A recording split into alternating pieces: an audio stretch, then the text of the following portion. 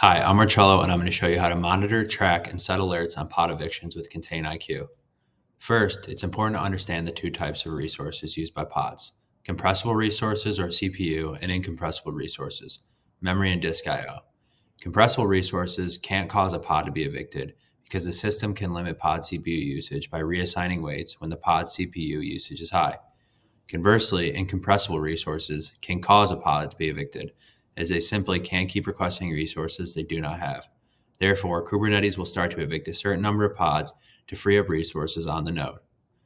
Pod evictions can be initiated in two ways: by the Kube Controller Manager or by Kubelet.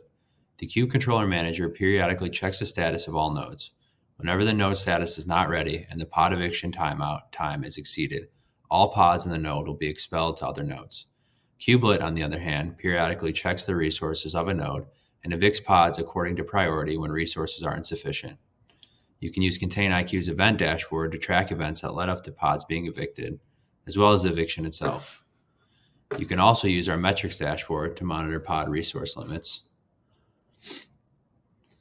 And here you can identify pods without limits and pods running low on resources, and easily troubleshoot what is causing pod evictions within your cluster so that you can avoid pod eviction events in the future. Lastly, you can set alerts on metrics or events, in this case, pod evictions, or events that led up to pod eviction that feeds directly into a Slack channel and alerts you whenever this occurs in your cluster.